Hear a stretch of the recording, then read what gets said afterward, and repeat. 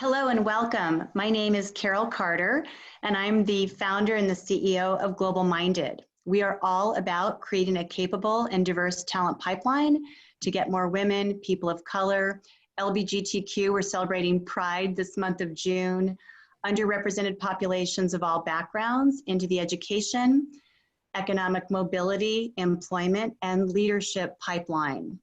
We're at a really crucial time in the United States right now, and for those of you who might be joining us from different countries in the world, a lot of the world is standing with the United States right now as we face a lot of issues that have come to the surface recently with the deaths of George Floyd and so many other people through brutality and different kinds of things that need to transform as soon as we can do it. And we believe that diverse leaders and women can be part of that change. And we're really delighted to have our session today, The Future of Work is Gender Equal. And the panelists here representing all different perspectives so that women and women of color can come together and help men and women lead more equally in the future. So it's my great pleasure to introduce Joan Hornig, who's going to lead this panel.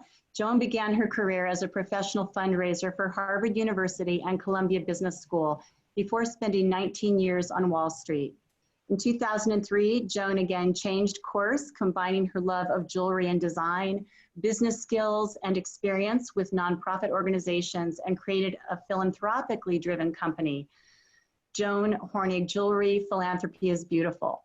Joan has been honored by nonprofits, educational institutions, and the media for both her designs and her social enterprise business model. She allows customers to design any charity of their choice to receive 100% of her profit on each piece sold. Her designs have been shown by the National Jewelry Institute in New York and Paris. And in 2012, the New York Stock Exchange invited Joan to ring the closing bell. 2014, Joan was honored by the Fashion Institute of Technology and received the NECO Ellis Island Medal of Honor. She was honored in 2015 by the United Cerebral Palsy of New York City, and in 2016 received awards from the Museum of Arts and Design and the Women Entrepreneurship Day Pioneer Award for the United Nations, which is actually where Joan and I met. So I'm so grateful that we met and we've been able to collaborate since then. Since Joan has started this business with philanthropy, her donations have exceeded 1 million and are spread among more than 900 nonprofits worldwide. She has designed limited edition pieces for UNICEF, Help USA, ASPCA, and the Girl Scouts of America, among many other nonprofits. Her jewelry designs are worn by stars, business leaders, government officials, including First Ladies Laura Bush and Michelle Obama, and former Secretary of State Hillary Rodham Clinton. Joan's work continues to be a favorite gift among the U.S. State Department to visiting dignitaries. We are delighted that Joan is part of GlobalMIndED leadership and that she's passionate about leading the GlobalMIndED gender equity team, of which many of the members are the people that'll be part of this panel. Welcome, Joan, and all of the wonderful women on this panel. Thank you so much, Carol, for that lovely introduction. I feel so fortunate to be part of GlobalMIndED and to have the privilege of moderating a panel of 5 extraordinary women, each of whom brings a different expertise and perspective to making the future of work more inclusive. Before I introduce them, I want to review a few things. We know that women are definitely working. 3/4 of us are in the labor force. Yet there persists a stubborn gender pay gap with little advancement since the 90s. White women make 81 cents on the dollar, and non-white women substantially less. White men are overrepresented in corporate leadership positions, corporate boards, and hold the bulk of the decision-making accountability.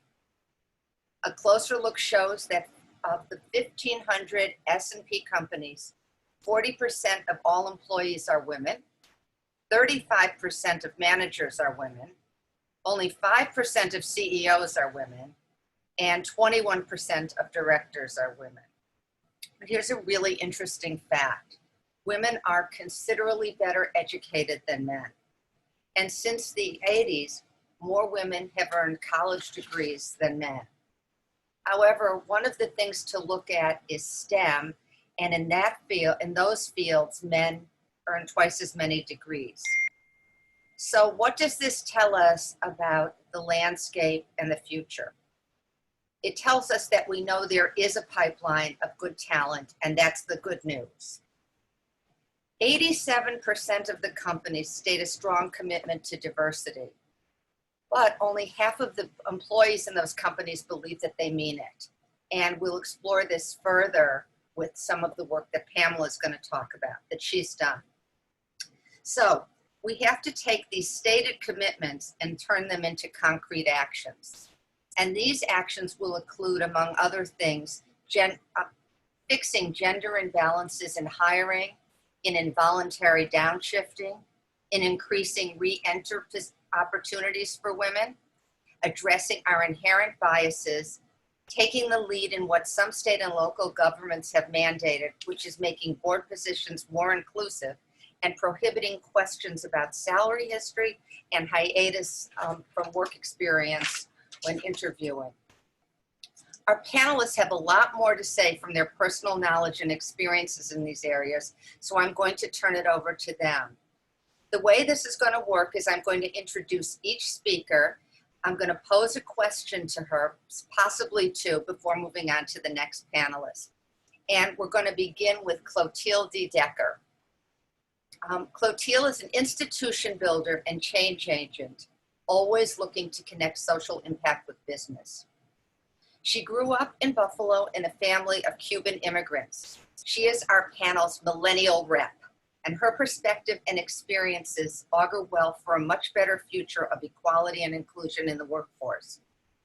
When only 13, Clotilde was so moved by the plight of girls in Afghanistan, she began raising money on her own to form a sustainable local school for girls. Her focus on education as a tool for change continued while a Harvard undergraduate. In 2006, she co-founded Circle of Women, a student-run nonprofit providing access to secondary education for girls who don't have access to it. With over 500 volunteers today, spread across 20 active high school and university campuses, Circle of Women has built 7 sustainable secondary schools in 7 different countries, including Afghanistan, India, Kenya, Malawi, Pakistan, Tanzania, and Peru. These ever-growing Circle of Women student volunteers are well poised to become global citizens and hold important leadership positions when they enter the workforce, because through Circle of Women, they have hands-on experience in organizational and project management as well as fundraising. Clotilde also holds a master's in social work as well as an MBA, and bridges creative and operational teams at Apple as a programming and marketing lead focused on free worldwide learning. So I'm going to ask Clotilde a question, and I know Clotilde quite well because she did work for me right when she graduated from school, and so I'm comfortable saying this. Clotilde, you are a feminist and a proud Latina who attended some of the most elite and competitive schools. You applied and were awarded merit scholarships and also Hispanic-oriented scholarships to increase diversity on the college campuses and pipeline. But what's very interesting to me is that you also worked your way through school and supported yourself. Please share with this group the importance of paid work experience in your overall education and opening doors, building your confidence, and forging important relationships. As an add-on, you might want to talk about how often you've worked with women who are senior versus men, and if you expect more from those women managers than you might expect from men. That was the best introduction I've ever received. Thank you, Joan. I need a copy of that. It's such an honor to be here with this group. Thank you to all those who have joined, but also thank you for welcoming me into this group of participants. Those are some great questions. I'll start with the paid work experience, because you're spot on. It was, even starting in high school, I think a critical focus of mine to broaden my skill set, I think open doors to new opportunities, with the hopes of being able to essentially create bigger impact, right, for communities. School is critical, and without education, I would not have had the opportunities I've had afforded me. But work brings a whole new dimension. I think it brings a confidence, being in spaces where you may not be with peers, where you're interfacing with potentially older groups of individuals. And I think it really helps you develop a perspective of what the reality is post-school, right? I mean, I think within school, there's no question challenges that students face on a daily basis, but it is a very different reality when you enter the workforce, and when you start, sort of earning a living in that capacity. I naturally, kind of twofold, I think, what prompted me to pursue paid opportunities starting in high school. I mean, quite simply and honestly, I wanted to have my own income to do things that I wanted to do. But also I felt kind of compelled to explore beyond just, the coursework and the extracurricular activities afforded within a school. I think, if you're lucky enough to be at a school that has those types of opportunities, there's no question they're great. They expand our horizons. And I think the more you can expand your horizons, the better, the more doors open to you. But work does the same, really. And I think, again, building that professional confidence will open more opportunities than your peers may afford it who don't do that. In terms of the types of places that I worked at and gravitated towards naturally, they did tend to be places where there was already female leadership. So, I think, and I was lucky to be, I'm at the early stages of my career at a time where I could identify those types of opportunities in companies. Joan, you're a prime example of one of those. I had such a privilege working for you right out of school, which, I couldn't have asked for a better opportunity for mentorship, a mentorship that'll continue throughout my lifetime. And one that really opened the doors subsequent working for you for where I am today. So, I think selecting those places where there's the leader you admire and that you can relate to and connect with. And for me, it very much was on a gender scale naturally. I think that's something that's been consistent in all the places I've worked, including where I work now. All of my managers have been women. Most of the heads of departments I've worked for have been women. And I realize that might be pretty unique and special, but I think it's becoming less and less unique per se, over the years. As you stated with the stats, we have a long ways to go, there's no doubt. But I do think for students thinking through, what are some internship opportunities they may want to pursue, part-time work, it doesn't even need to be an internship, it could be something in services industry, what have you, just getting out there and starting to earn your keep really instills that confidence. And I think looking for those opportunities where there is a manager who will really nurture and support you, I've been lucky to find that in all my female managers. So it's been very lucky. We're so glad, and thank you. We'll come back around asking more questions and having some audience participation. But now we're going to go to Pamela Newkirk. And Pamela is an author, professor, award-winning journalist whose articles examining the portrayals and representation of racial minorities have appeared in leading publications, including Time, the New York Times, and the Washington Post. Her most recent book, Diversity, Inc., The Failed Promise of a Billion-Dollar Business, was included in Time's 2019 must-read list. Pamela is no stranger to being the minority in the room. Her first 3 jobs in a newsroom found her the sole Black woman on staff. If Black professors are a rarity, tenured Black women professors are even rarer. There was a time when Dr. Newkirk was one of the few tenured African-American female professors on the entire faculty of Arts and Sciences at NYU. Her examination of our nature's progress toward racial diversity is primarily focused on the 3 largest racial and ethnic minority groups: Hispanics and Latinx, African Americans and Blacks, and Asian Americans. Today, she will share with you her most recent deep dive into the diversity industry, where talk has been expensive and effectiveness in change has been slow. A first gen herself, Dr. Newkirk takes scholarship as well as mentoring her students, particularly her first gen students, very seriously. Pamela, my question to you.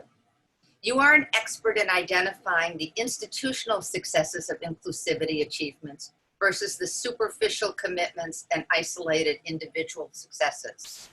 In Diversity, Inc., you examine 3 industries: academia, corporate America, and Hollywood, and you measure the impact on African Americans, Latinx, and Asians with regard to advancement, compensation, and opportunities in those fields. Please share with us some insights into the successful models that can affect the all-important challenges of combating the enduring racial attitudes within which we work. Well, thank you, Joan. It's a pleasure to be here with you today, and thank you, Better World, and fellow panelists for this conversation, which is very timely, as you know. Yes, so Diversity, Inc.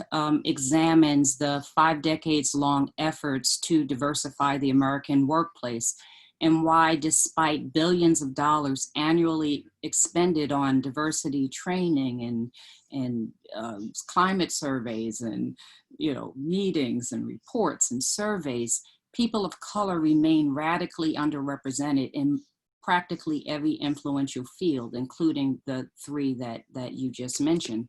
And at the same time, the wealth gap of African Americans remains as persistent as it was in 1968.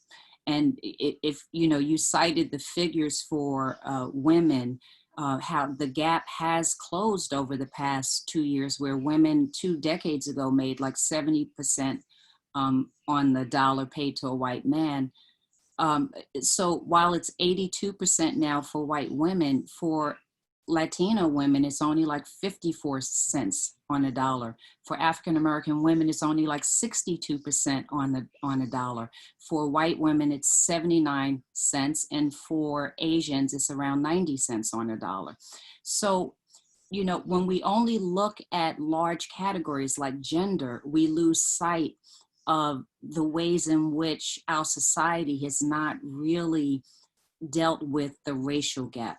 So to your question about strategies, I think one of the most effective ways of addressing this stubborn resistance to change is by having transparent metrics, meaning that we're looking at both salaries, bonuses, all the ways in which people are paid in the workplace. And we're looking at all of those categories along racial and gender lines. And only once we do that are we able to detect bias and then to make interventions in that bias. And recent studies of Fortune 500 companies show that only 65% of people who work in the D&I role even have access to their company metrics. So they're shooting in the dark. Until you can have that kind of transparency, you cannot begin to fix what ails these institutions. And it partly explains why so little progress has been made. There's more perception of progress where race is concerned than there is actual progress. And many of the fields, the needle has barely budged for people of color, and especially for Latina women, African American women, and indigenous women. Thank you. Pamela, I want to ask you another question because you might have to leave early to go on to NPR. You are highly sought after in these times, as always. But my question for you is, when do you think and how do you think, given this environment, the workplaces will be altered to become diverse in the truest and the most complete ways? Culturally, politically, spiritually, economically, and psychologically, particularly given what's going on right now. And I think it's important for us to look at this now, although that wasn't in our original program. Yeah, well, you know, I think over the past 2 weeks, we've had the kind of candid conversations around race that Americans have long avoided.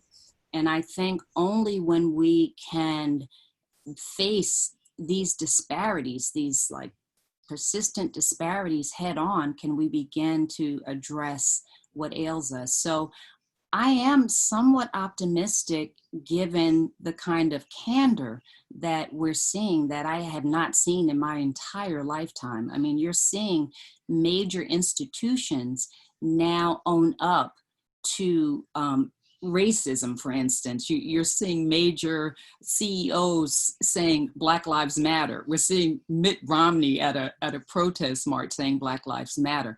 But what we have not yet seen from most of these institutions is their blueprint for change. Because it's one thing to have the rhetoric, and we've seen that before. It's another thing to actually do diversity, to actually hire people of color, promote people of color, look at salary structures and insist on equity. So those are the things that need to happen before we can really say that we're moving the needle on this. Right now, we're at the beginning stage of this conversation. And now from there, we'll have to move into actually doing the work, and that means having the kind of transparency that I started out talking about. We need transparency. We need greater mentorship of women, and particularly women of color, because while companies are willing to spend billions of dollars on diversity initiatives, what my research finds is one of the most effective ways to retain a diverse workforce is to value them. And part of valuing them is mentoring them and making sure that you're invested in their success. There's a high turnover in many of these institutions because people of color often feel devalued, ignored. They don't feel that their perspectives are included in conversations and around the operation. So we have a lot of work to do before we can claim victory on this, because I just feel that we're often so quick to say that we've succeeded where race is concerned. And after the election of Barack Obama, I think America was too quick to declare us post-race. We weren't post-race before Obama. We're certainly not post-race now. And so really the proof is going to be in the pudding. It's going to be in what we actually do beyond the rhetoric, beyond writing checks to civil rights organizations, which practically every major CEO has committed to over the past few weeks. But that will deal with discrimination that's already happened. We need to look at their complicity in the structural inequality that is happening right now. We need interventions in structural inequality, and it is totally within their hands to kind of fix that, through the way they compensate people, the way they promote people, the way they hire people. So all of this now is the work that these institutions can do, and then only then can we say that we'll actually you know, move the needle on this American experience around race. Thank you so much, Pamela, because this is the perfect segue as we go to Kristin Mannion, our next speaker. She is the founder of Aura Leadership and Development. Kristin's career has included executive roles in government, on Wall Street, and professional services. Empowering girls with work experience and role models has been a longstanding interest of hers. In 1982, she started the first mentoring program for young girls while working for Governor Mario Cuomo. Over the past 2 decades, she served as global leader of Korn Ferry's nonprofit practice, as vice chair in their CEO board practice, and led the Advancing Women Exponentially initiative there to increase the pipeline of women and diversity in leadership. She has consulted and advised on leadership globally, conducted over 600 searches for C-suite positions and company boards, and is quite familiar with corporate cultures and attitudes from working so closely with the most senior people in those institutions.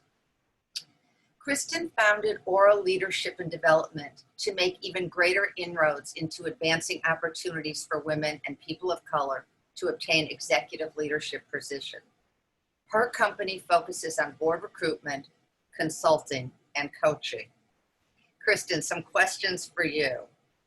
Can you offer some shared responsibility and accountability advice relating to recruitment, retention, and advancement with the goal of reducing biases to increase diversity and inclusion? Who is ultimately responsible for affecting best practices change? And have you seen any significant differences in working with companies versus nonprofits in increasing diversity in government sector?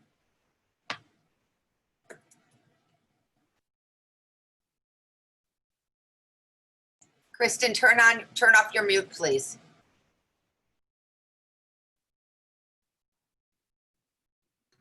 Sorry, guys. I'm so used to speaking to myself, I still do it even when I don't have to.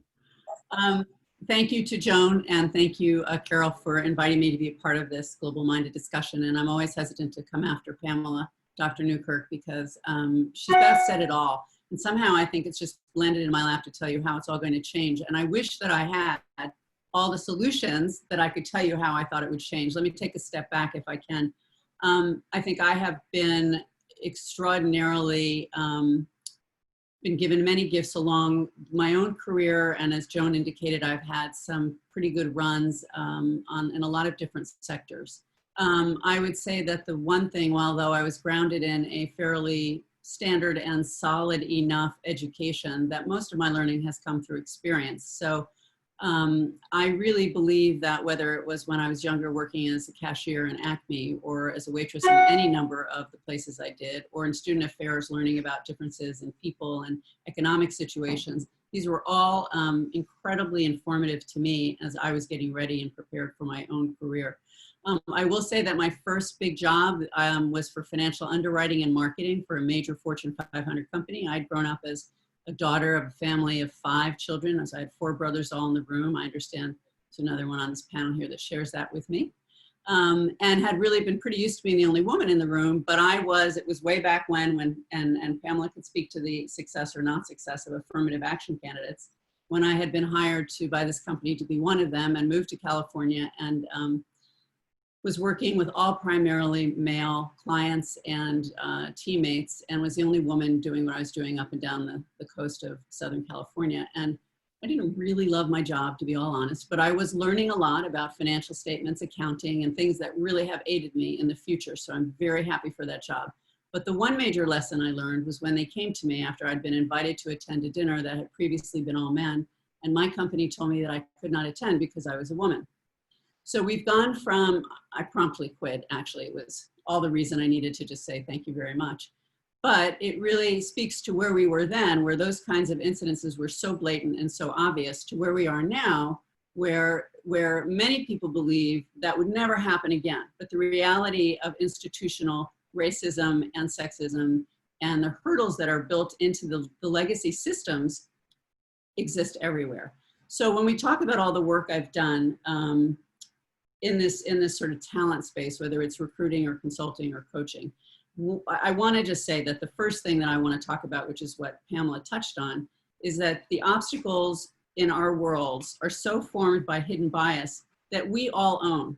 And the first step in this conversation has to be that it's not you, it's me, it's all of us. Because until we're able to do that, we get stuck in a place of not being able to have the conversation.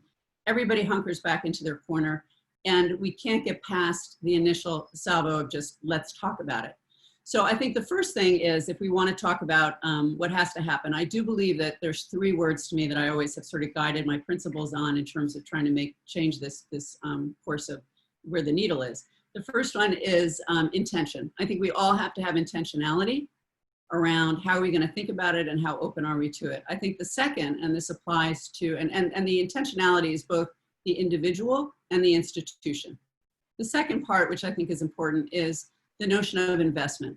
And there's individual investment that we have to make in ourselves, and there's investment that these companies, again, to go back to what Pamela said, it is great to make donations to civil rights activities and to organizations. We need that because that builds momentum for the actual change.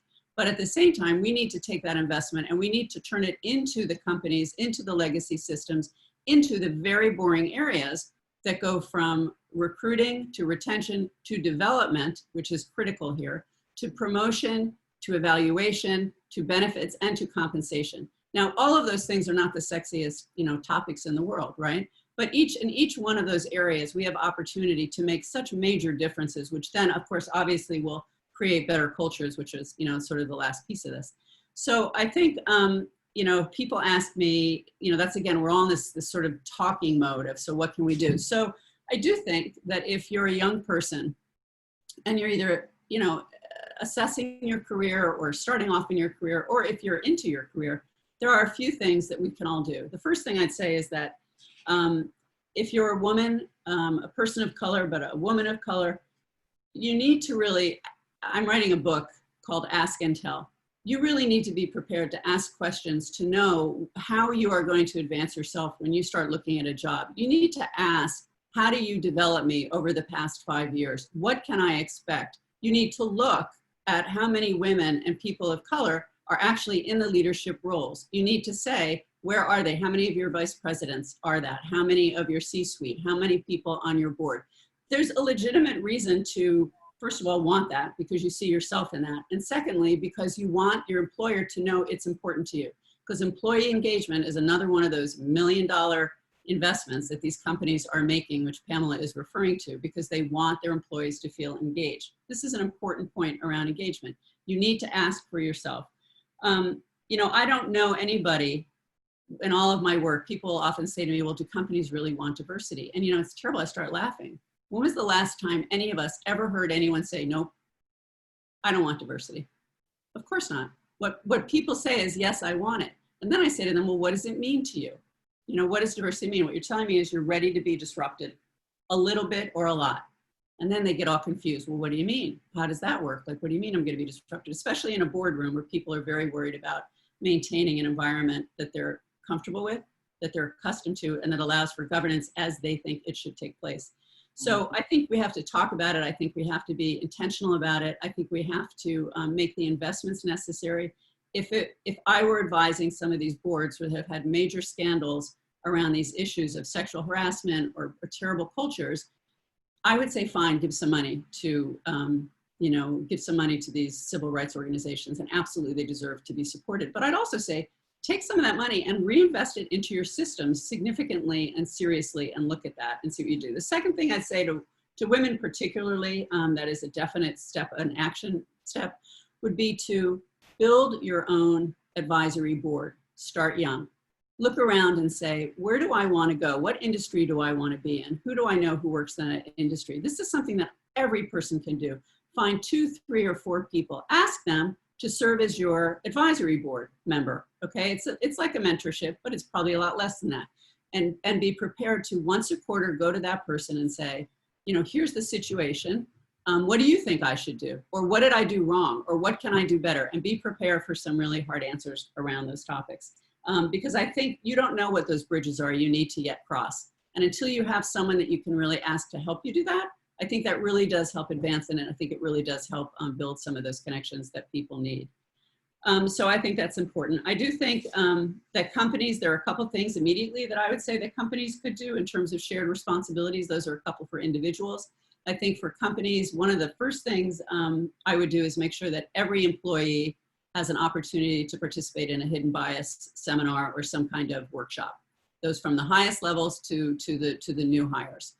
It just makes us all more aware of what we need to do. The second thing, which I've always been puzzled by, and I'm just going to say it out loud here, I really do not understand why managers do not have as a dashboard metric for their performance, how did they build diversity into their teams?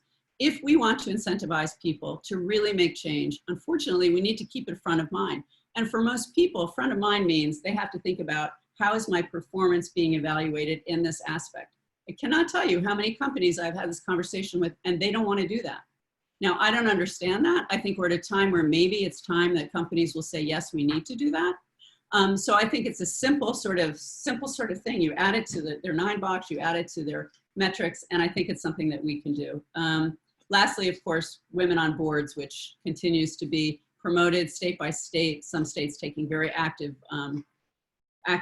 legislation around asking companies to make sure that they have a certain percentage of women. Again, I don't see why every single state does not have that policy in place, because otherwise we are going to continue to be talking about this for a very long time. And if we want to really make a change, I was lucky enough to have dinner with Secretary Clinton a couple of years ago.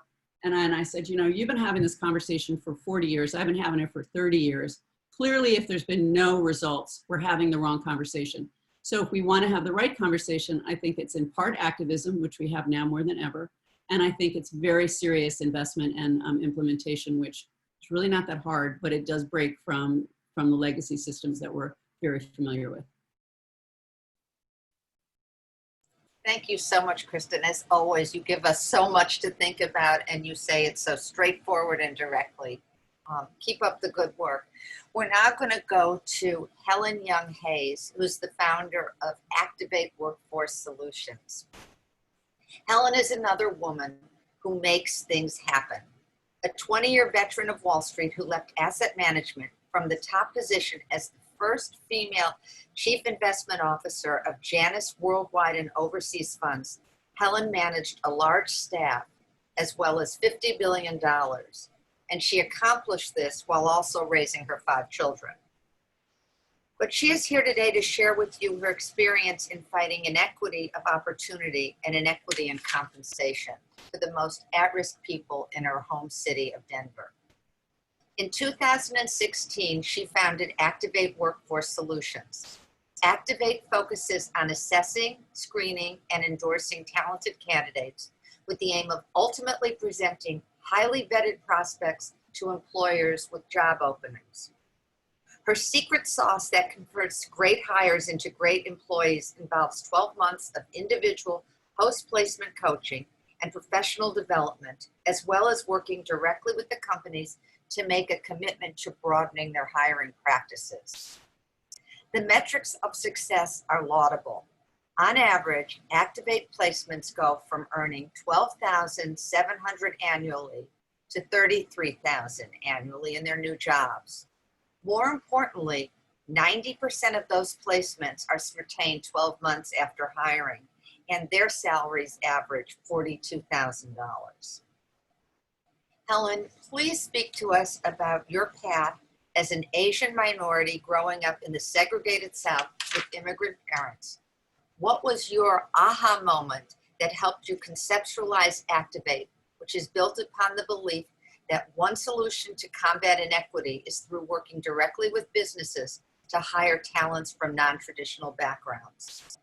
Please also comment on how you go about finding young single mothers, women re-entering the workforce, justice-involved individuals, immigrants, and people in recovery who have demonstrated a fierce desire to improve their lives and have the discipline to work hard at achieving success.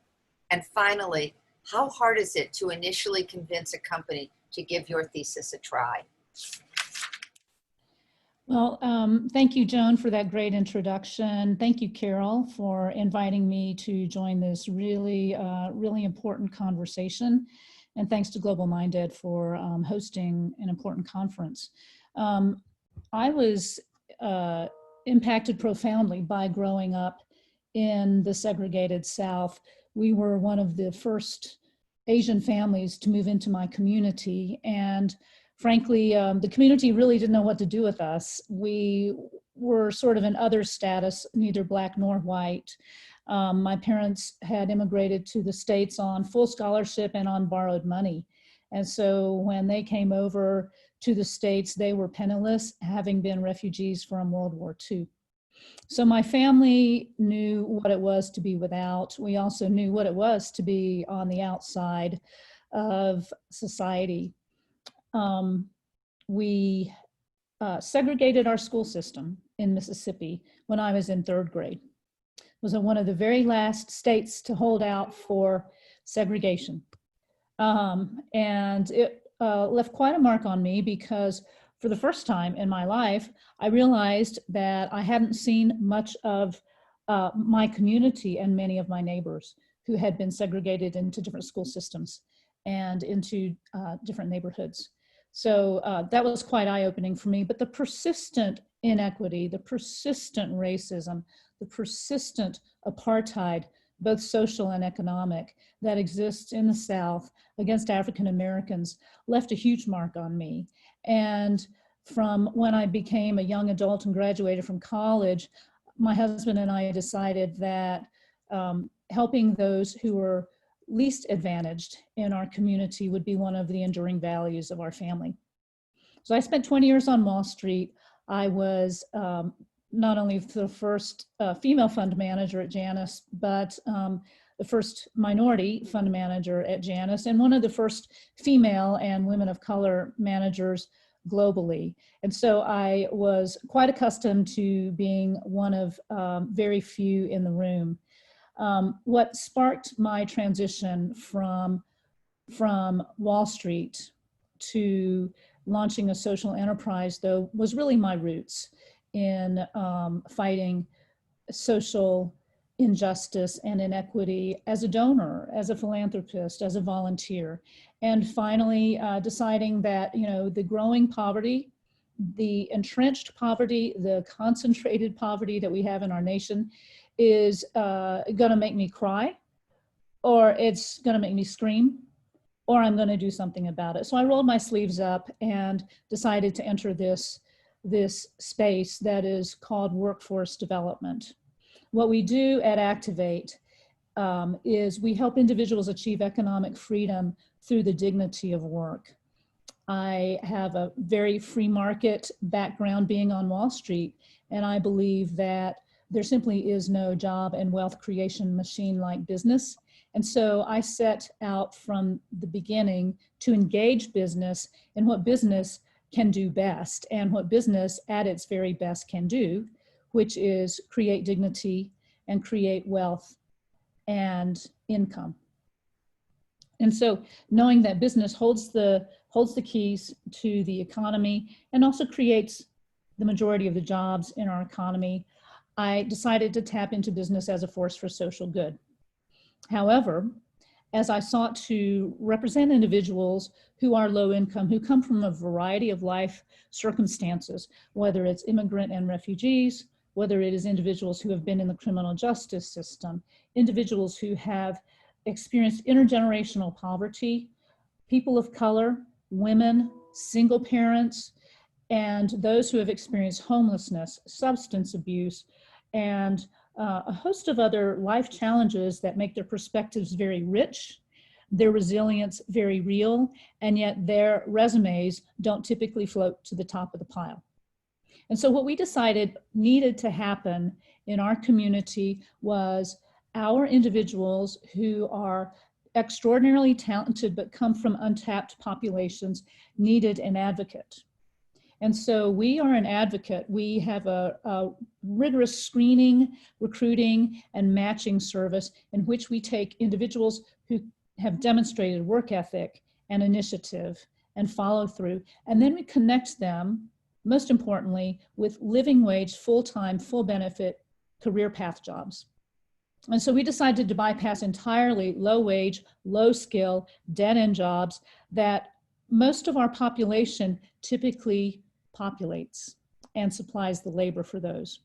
And so because we have a high expectations model in which we're looking for those self-sufficiency jobs that will lead to economic mobility, we place individuals into them and then we coach them. We coach them for a full year after we place them so that we can help them acquire the life and the professional skills necessary to make that transition from dead-end jobs to full opportunity careers.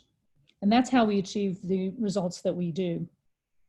I'll address your last question, which is a really important question to address. What are the obstacles and biases that we have had to overcome in placing our talent who have ended up being retained by their employers at greater rates and greater success rates than their average talent? And the number one obstacle that we have to overcome as we are advocating for our humble, hungry, and smart talent is the notion and the bias and the belief that low income equals low quality. And so we are trying to dismantle the perception that is attached to individuals who have experienced a low income upbringing or are in and experiencing episodic poverty. And so as we advocate for them, we point out to our employers what their skills, aptitudes, experience, competencies, and interests are. We try to get away from unnecessary credentials that are irrelevant. Sometimes a four-year college degree is not at all required. And we have our employers look at competency and skills-based hiring. Really impressive. Thank you so much. In this COVID time where people are working from home, have there been any particular obstacles that you've just run into with access? Because these are people you're working with who start at 12/7. And so can you share a little bit of what you've done to try to help them? Absolutely. So one of the amazing facts about COVID is that none of our placements were laid off during COVID. And I don't know of any recruiters who can boast that record, but it really shows the value of placing motivated, ambitious, talented individuals who are eager to work into high value added career path positions. They're valued by their employers, they're adding value, and they haven't been laid off. In their previous lives, they certainly would have been among the first. And so I believe firmly that upskilling and reskilling talent is necessary to move people into prosperity and economic mobility. During COVID, our population has been particularly challenged, one, because they have been among the first to be laid off. Those who are working in non-career path jobs, those working in under $40,000 a year jobs, part-time, the gig economy, those are all the first to be laid off. People of color, women, the young, these are all those who are the most vulnerable in our economy, and they have suffered the most during COVID. And so the ranks of the unemployed and the ranks of our target audience, if you will, have grown. However, for those who have been experiencing poverty for a long time, one of the greatest challenges really is in this COVID era, the lack of access to digital technology, to smartphones, to reliable internet. Many of our population does not have access to internet. They don't have a laptop or a computer at home. They can't apply for the jobs online. They can't submit a resume, and they're not able to actually even have a shot at being hired. And so we provide them with access to computers. We help them apply online. We help them get free internet, which is available now. And we're helping them cross that digital divide in order to be able to apply for jobs. Thank you. Excuse me. Thank you so much. We're going to now move on to Molly Logan, who brings with her yet another perspective. She is well known for her commitment to helping Gen Zs have an equitable, sustainable, and fulfilling future that includes financial independence and work life congruent with their values. Irregular Labs, a Gen Z-owned think tank and studio that connects the ideas and opinions of this generation to brands, political organizations, and nonprofits, is the most current outgrowth of Molly's vision. Molly's brainchild enables the Gen Z Irregular Labs workforce to get in early and at the right levels of compensation and responsibility. Gen Z Irregular Labs consultants are often high schoolers, and a 17-year-old can be compensated while going to school at a rate of $60,000 a year. This is important. We've heard so much about how early work makes a big difference. Molly is a self-described builder. She began her career with artists after earning her PhD and moved into a deep dive into understanding and unlocking the potential of Gen Z girls with the creation of the online nonprofit School of Doodle, which uses creativity to build confidence in teenage girls. In addition to launching campaigns for trans youth rights and girls' financial literacy, Irregular Labs is continuing to innovate and marshal the skill set and interests of our youth. Her latest effort to ensure that Gen Zs entering the workforce will have better opportunities to be financially independent and personally fulfilled is the team's creation of something she's calling Irregular Hours, the definitive career source for the under 25 that offers learning and earning opportunities. Molly walks the walk, acknowledging that it isn't about giving Gen Zs a seat at the table. It's about the rest of us understanding that they own it. Molly, what do you think the workforce will look like over the next 20 years? It's my first question to you. Okay, so first off, thank you, and I need you to write my bio because that sounded much better than than what I would write. What does the workforce look like? Well, so the main thing, and we talk a lot because I know right now it doesn't feel particularly optimistic across the board. And I think it is because I'm only surrounded by under 25-year-olds. And when I look at how they will work, how they think about work, especially any marginalized Gen Z voice, which is a large majority of them, the future of work for them is diverse in terms of interest in what they do. So if you ask a Gen Z, they'll say they're going to have 3 to 4 professions in their lifetime. Profession, not job. When we ask them if you're made CEO of a company, what is the first thing you do? Probably 99.9%. It has everything to do with a diverse workforce, an inclusive one actually, which is I would say Gen Z's at a place where they think about inclusivity and not just diversity. It's just something that's baked in. They talk about the workforce having equity in it. So the organization, like what is the organizational structure? It sits between a collective and a hierarchy. Everything from the word go has a foundation of equality and inclusivity in how they'll approach everything. So when I think about in 20 years, and this is a little bit when we think about the impact or what's kind of coming down the pipeline for existing companies, they won't walk into a place that is not equal in terms of pay parity, that is not equal and in terms of inclusivity, in terms of having voice, so that they expect their manager's manager to listen to the person who's in the entry level positions. And so therefore, if a existing organization does not adjust to take these qualities on board and rapidly, so actual action, because I have no interest in hearing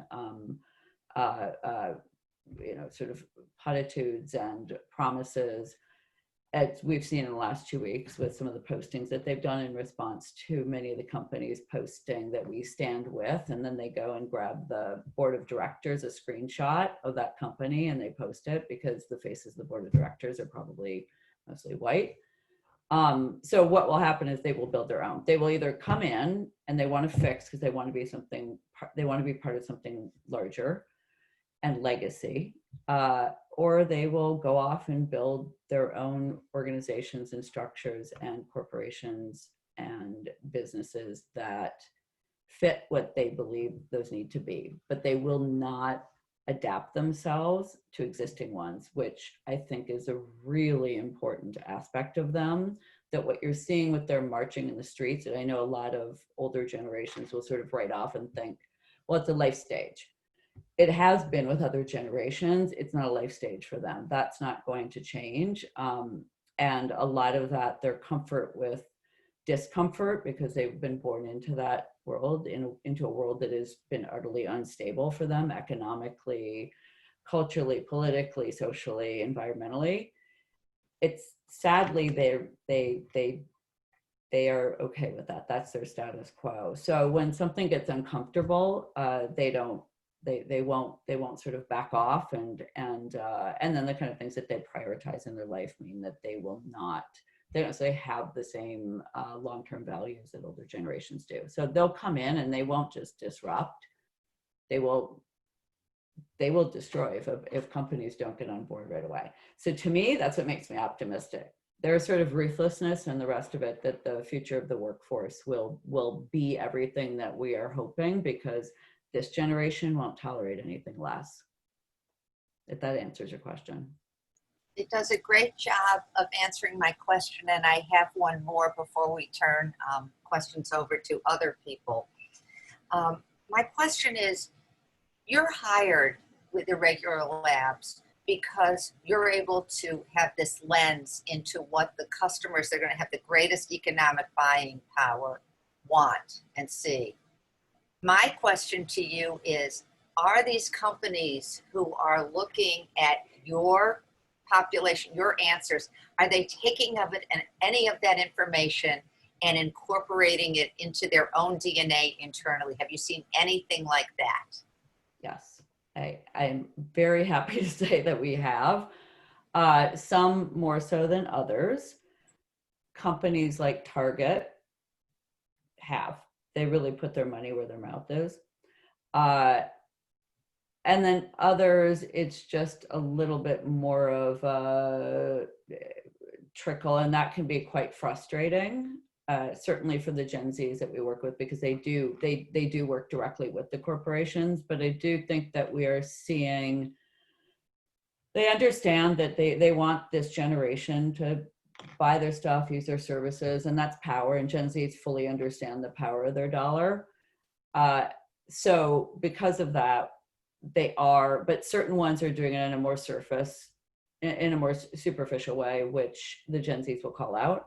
And then others are actually making real policy changes within their company, and specifically around workforce and pay, and giving these young people their sort of their place in order to have some say in that organization. But there's a handful, but it's slow.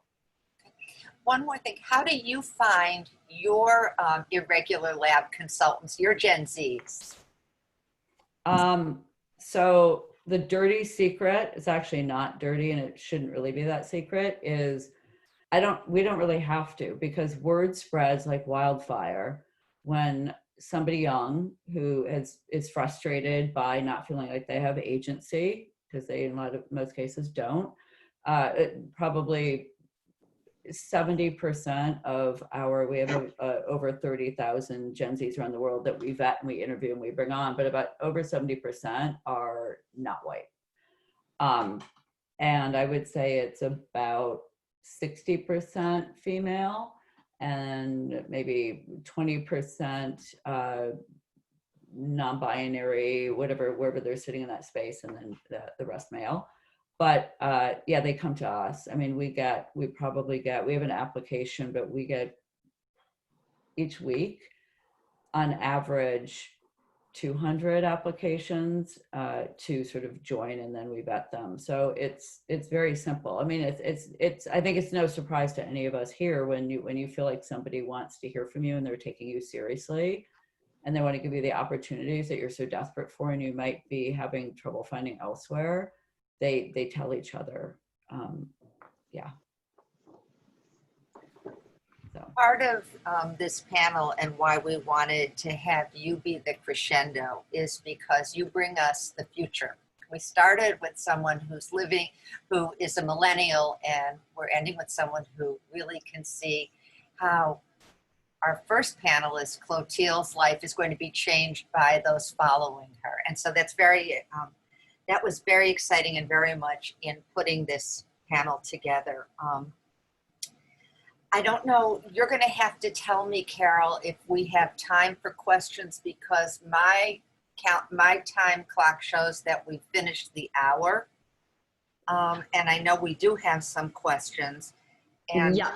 So okay, what we can do, you tell us what we should do. Yeah, no worries. We can go ahead. I know that Pamela's got to go jump for her interview, but if the rest of you want to stay, it looks like we have a couple questions. Maybe if anyone else has questions, we'll just take this for the people remaining. So I'll read them and then you guys can go from there. This is one for Kristin. It says, fantastic insights. Can't wait for your book to come out. Thank you for sharing. From your talk, it's clear that you agree that organizations need to set a, quote, base level of investment in leadership training for women and minorities. That said, how would you,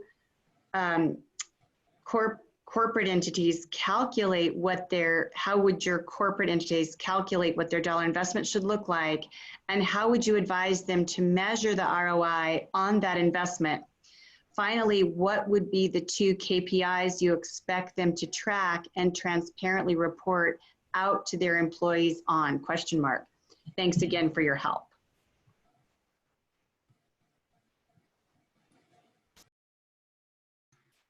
Kristin, unmute. There she goes. I'm unmuted. So I think those are really good questions, and they're questions that generally you will find in major corporations. They'll come to you and say, well, why should we do this? How are we going to prove it's worth it, right? I mean, if we cut through all of the business language of ROIs and returns and KPIs, what they're really saying is, how do we know it's really going to be worth the investment? So I think I would sort of, again, change the conversation we're having a little bit, because I think it's about different things. And there will be people who can argue this point, but I think it is about, to go to sort of what Molly talked about, and while I may think about it differently than Molly does, the reality is that your employees, you have a number of risk factors here. One of them is your labor force and your workforce and your employees, who are expecting you to behave in a way that they think is going to reflect out the virtues and the values of the population. So if you don't do that, they are not going to sit by quietly anymore and say, okay, that's fine. I'll be one of 50. I'll be a lemming. I just won't say anything or do anything or expect to be heard. That's not going to happen anymore. So you run the risk, if you don't make these investments, of people saying, you don't really care. You know, you're not walking the walk. You're talking the talk, but you're not walking the walk, which I would say majority of companies are really at that place right now. So they have to make some investments. The idea and the notion that you would have exact dollars attached to this, you know, we can all have studies, as we all know. There are McKinsey studies, there are studies everywhere that talk about how women on boards and how women in executive offices have increased the revenue projections and all kinds of P&L impact. But the reality of this is that if you will gauge that over time. The reality of the situation in front of us right now is that we are either going to have fuller participation in leadership. And I think instead of gauging what does it mean you will be, I think we have to gauge it against about where are you now? What have we done? What kind of condition are our companies in? Is the country in? What kind of condition are we as it relates to environment? What's all of these arenas need diverse thinking about solutions. So the question is, how do we achieve diverse input? And the only way we can really do that, to go to, you know, how do you really have ROI on this, is to say, I think first and foremost, you've got to look at the numbers that you have, first and foremost, and who are you hiring? Who are you promoting? How are you promoting? And really say, again, I just think this is a simple one, that for every single manager that promotes diversity within their team, and that can mean a lot of different things, by the way, but I think you put priority on what you don't have in your population and your workforce. And I think that in and of itself will translate into all kinds of positive ROIs. You can measure it over time. You can measure it over time. And I think you can look at, but you know, those are, when you say, what are the KPIs? You have to think about it. It's going to be different for every single division, right? For some, if it's marketing, it may be great ideas that then move on forward for greater sales.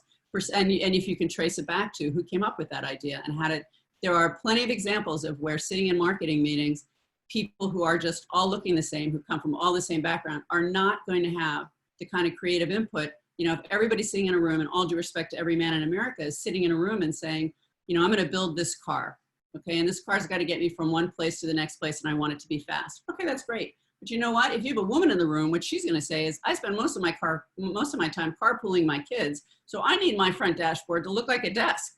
So how do I make that happen, right? And I guarantee you that car gets sold far greater to that population and market space that they didn't have before. You have to take risk. You have to assume some risk in the investment. And I do believe it will return. And I think you can measure it, but you have to do it over time. The intention has to be now. The investment has to be now. And then you measure it over time like anything else you would measure and say, okay, so what do we see? What do the results look like now? And then you go back and you honestly say, not enough. Too much here, not enough there. What do we really need to add? How do we make it better?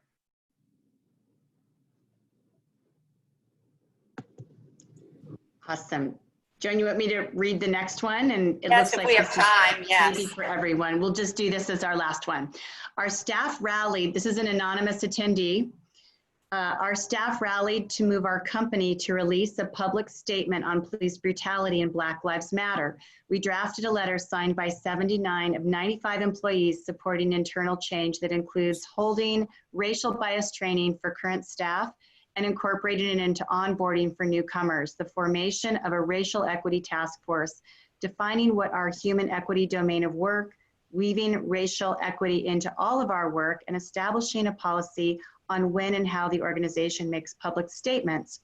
We were given the okay to form the task force, but was told that we have to, all caps, prove that we have a problem and that racial bias training was needed.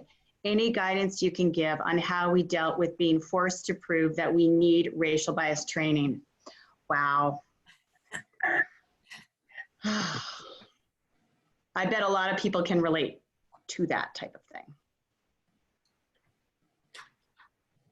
Who wants to take a stab at answering that one?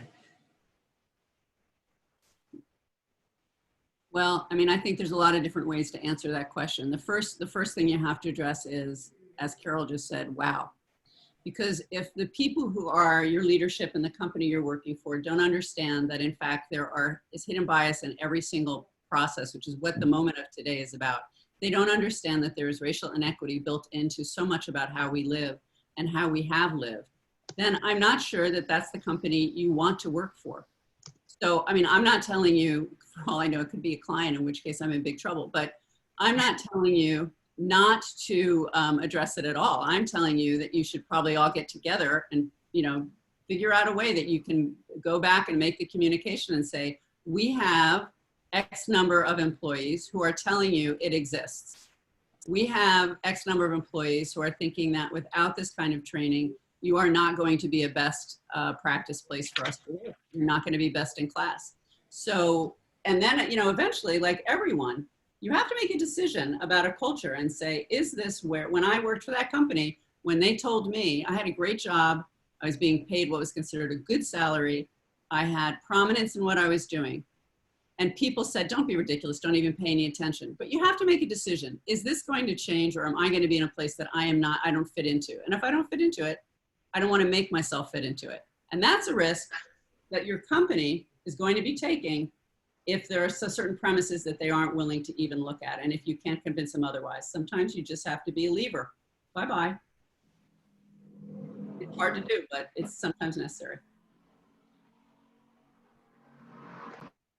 I'm sure there's other opinions.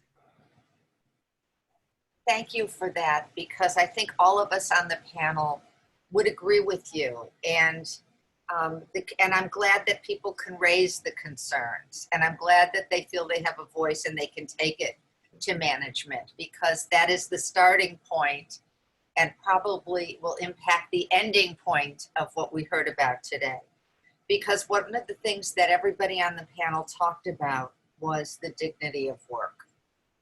Helen was the one who actually used that term, but it was really what came through, and that work is an education in and of itself. And so I want to thank GlobalMIndED for understanding that there is a pipeline, and it is a trajectory, and one starts with education and also with work, and that it is a lifelong commitment.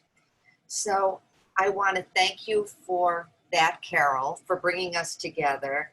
And I hope we have a lot of CEOs watching. There are at least 650 of them that have signed the Diversity and Inclusion Pledge, which means that there are many opportunities to give people work, internships, work for youth. This is what's going to make a difference. We learn that. And please follow up, stay in touch with GlobalMIndED. And I'm sure that if the panelists have, they're open to talking to you if you have questions for them. I'm sure you can feed them through to Carol.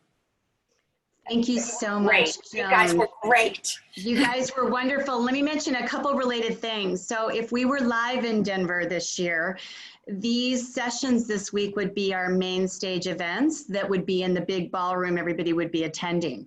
So we have some other ones happening tomorrow, but this particular one, if you want to share it out with your colleagues at work or organize a brown bag lunch over people watching it, it will be posted by this evening to our YouTube channel, and by tomorrow morning, it will be in our newsletter, and that's how most of you learned about this event happening.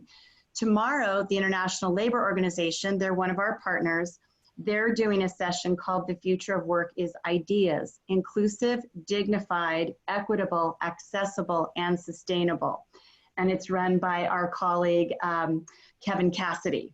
And then tomorrow afternoon, we have a session called The Future of Work is Collaborative, Closing the Equity Gap with Unlikely Partnerships. We know that people can't keep working with all the usual suspects, all the people in their cliques, all the people that they're used to being with all the time, if we're gonna get this colossal change. So that session with Dr. Kathy Beer and some of our STEM leaders is gonna happen tomorrow afternoon.